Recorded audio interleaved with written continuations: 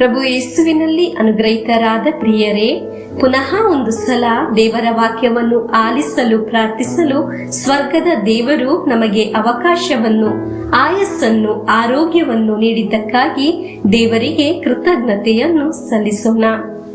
Daily blessing ಅಲ್ಲಿ ವಾಕ್ಯ ಆಲಿಸುವ ಎಲ್ಲ ಆತ್ಮೀಯರಿಗಾಗಿ ಪ್ರಾರ್ಥಿಸುತ್ತೇನೆ.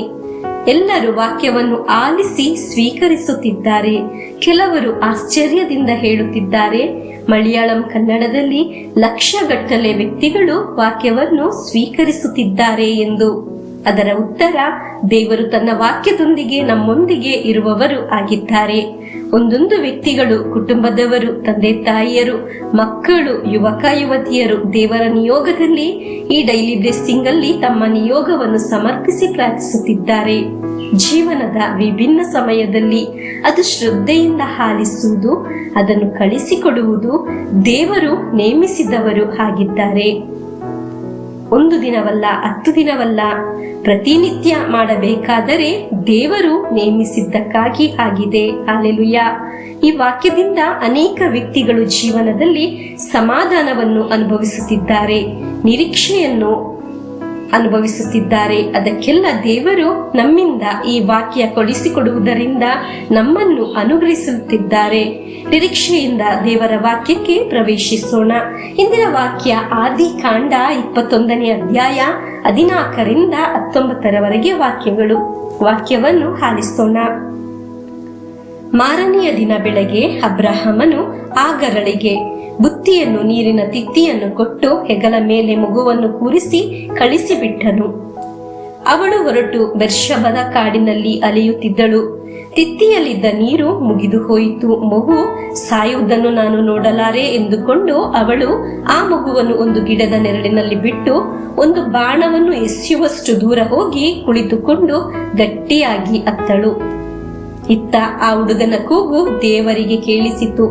ದೇವದೂತನು ಆಕಾಶದಿಂದ ಆಗರಳನ್ನು ಕರೆದು, ಆಗರಳೆ, ನಿನಗೇನು ಆಯಿತು? ಅಂಜಬೇಡ.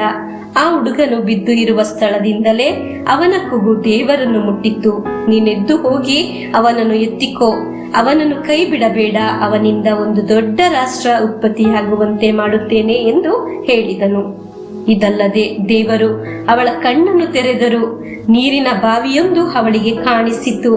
ತಿತ್ತಿಯಲ್ಲಿ ನೀರನ್ನು ತುಂಬಿಸಿಕೊಂಡು ಹೋಗಿ ಆ ಹುಡುಗನಿಗೆ ಕುಡಿಸಿದಳು.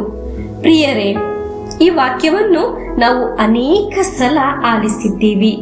ದೇವರು ಈ ದಿನ ಈ ವಾಕ್ಯವನ್ನು ನಾವು ಆಲಿಸಬೇಕೆಂದು ನಿಶ್ಚಯ ಮಾಡಿದ್ದಾರೆ.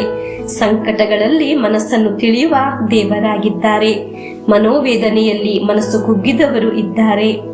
ಮನಸ್ಸು ನೊಂದಿದವರು ಪ್ರಾರ್ಥಿಸಿದರೆ ಸ್ವರ್ಗದ ದೇವರು ತಕ್ಷಣ ಆಲಿಸುತ್ತಾರೆ ಎಂಬ ಗುರುತಾಗಿದೆ.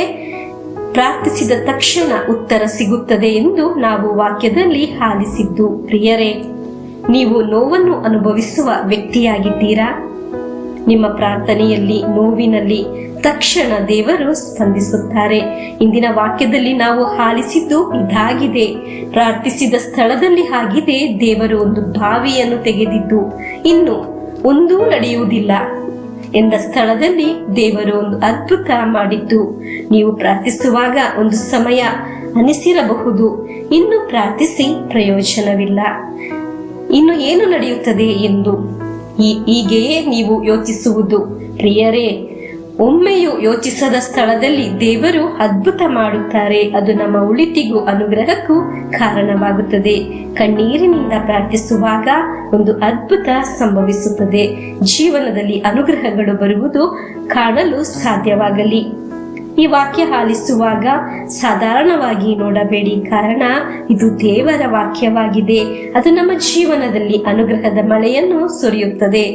ನಾವು ಯೋಚಿಸುತ್ತೇವೆ, ನಮ್ಮನ್ನು ಸಹಾಯ ಮಾಡಲು ಯಾರೂ ಇಲ್ಲವಲ್ಲ ಎಂದು. ಆದರೆ ದೇವರು ನಮ್ಮ ಜೊತೆ ಇದ್ದಾರೆ.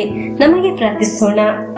ದೇವರೇ, ನಮ್ಮನ್ನು ನೋಡಿರಿ, ನಮ್ಮ ಮುಂದೆ ಶಾಂತಿ, ಸಮಾಧಾನ, ಪ್ರೀತಿಯ, ಕರುಣೆಯ ಬಾವಿಯನ್ನು ತೆಗೆಯಿರಿ ಎಂದು ಪ್ರಾರ್ಥಿಸಿ ಪ್ರಭು ಯೇಸುವಿನ ಆಶೀರ್ವಾದವನ್ನು ಸ್ವೀಕರಿಸೋಣ. ನಮ್ಮ ಪ್ರಭು ಯೇಸು ಕ್ರಿಸ್ತರ ವರಪ್ರಸಾದವು, ದೇವರ ಪ್ರೀತಿಯು, ಪವಿತ್ರಾತ್ಮರ ಅನ್ಯೋನ್ಯತೆಯು ನಮ್ಮೊಡನೆ ಇರಲಿ. ರೋಗಗಳಿಂದ, ಅಪಘಾತದಿಂದ, ದುರ್ಮರಣದಿಂದ ಅಗಾಲಿದ ಮರಣದಿಂದ, ಅಸೂಯೆಯಿಂದ, ಮೋಸೈ ವಂದನೆ ಇರಿಂದೆல்லாம் ದೇವರು ನಮ್ಮನ್ನು ಸಂರಕ್ಷಿಸಲಿ. ಹಾಲೆಲೂಯ, ಆಮೇನ್.